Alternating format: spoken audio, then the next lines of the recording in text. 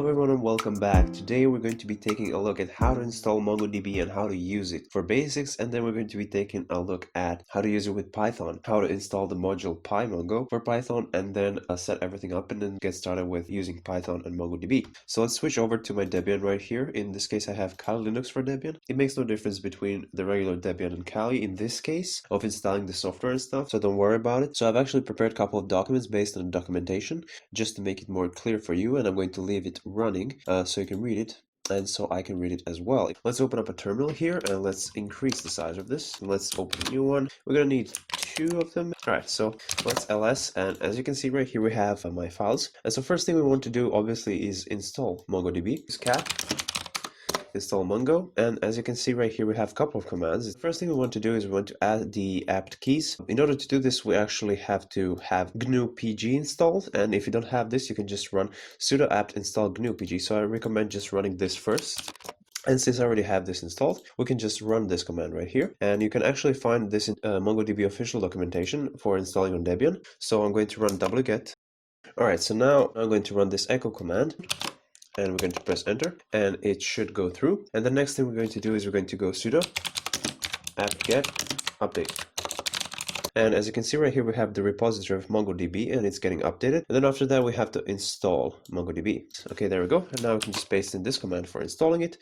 And it's going to install all of these, and it's going to take a second. Where after it installs, we can actually start it up by using the systemctl. If you want, you can actually set it up to start at the startup using the systemctl enable MongoD. And the reason we're running the MongoD because MongoD is basically process for everything that we're going to run. So we're going to run the Mongo command, but we need to first set up MongoD to be running. All right, so now that this is done, we can actually run the Mongo service, and then right after you can just type Mongo. As you type Mongo, everything will work. So now let's minimize this terminal. We don't really need it anymore. And let's zoom into this one. And as you can see right here, we are running Mongo on 27017. Now this is going to be interesting later for us because we're going to be using PyMongo. For now, let's just try to use the Mongo itself. So let me just show you some basic commands. If I ls right here, I can actually see the Mongo instructions, and let's cat into that. And as you can see right here, we have a couple of commands that I wanted to show you. This is just basic usage of Mongo, and I'm going to show more in the Python example. So we can use show dbs to show databases that we have. As you can see, we have admin, config, and local. This is just pre-made with MongoDB. But let's say we want to make a new database. So let's go use mytestdb. And then now we switch to the db mytestdb. And if I go show dbs, we'll still have the admin, config, and local because we did create the database, but we didn't put anything in it. So we can go show collections, and we have no collections right now. So then in order to make the collections, we can actually type db.users.insert1. And what this will do is it will pop out this. It's going to say acknowledged equals true, and insert ID, object ID. It actually gave it the ID to enumerate the entry. And also we can do one more thing. We can add someone else. So we can Hox can pick the name. There we go. So now that we have entered this into our database, you're probably wondering how are we going to see this. So we've added it into a collection called users. So in order to see all the entries, we can actually run the command db dot and then my collection name. In our case, this is users, and then dot find and then everything. This just means everything, and then this will just make sure that everything looks pretty because the output by default looks different. So let's do users.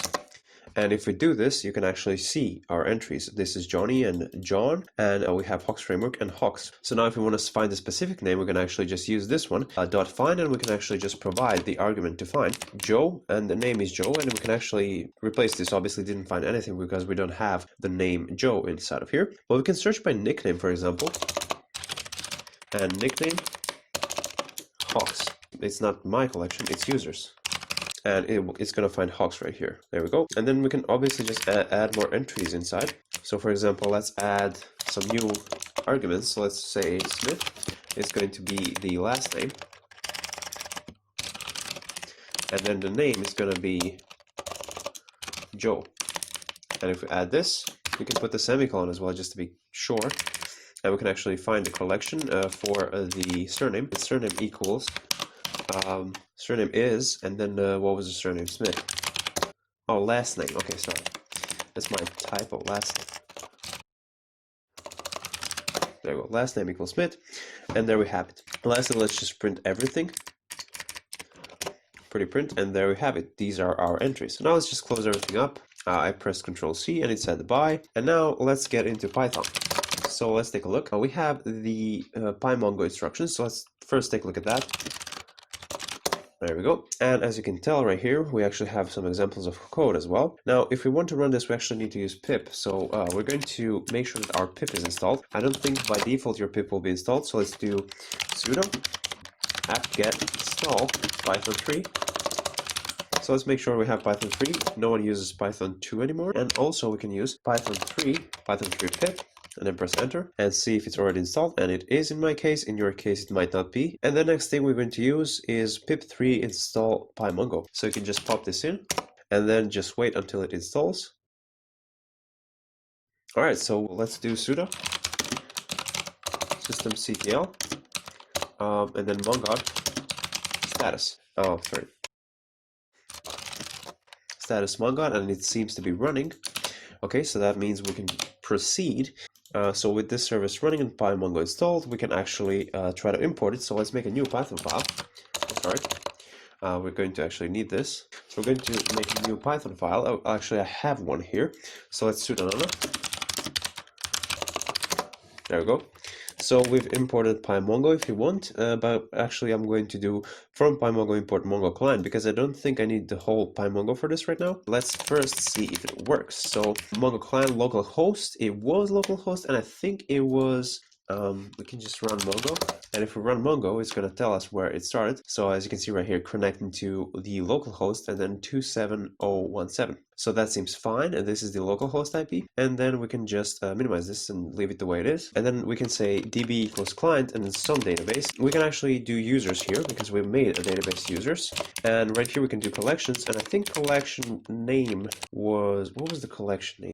Let's just, so I don't remember the collection name, and this isn't a problem because we can actually just list the collection names.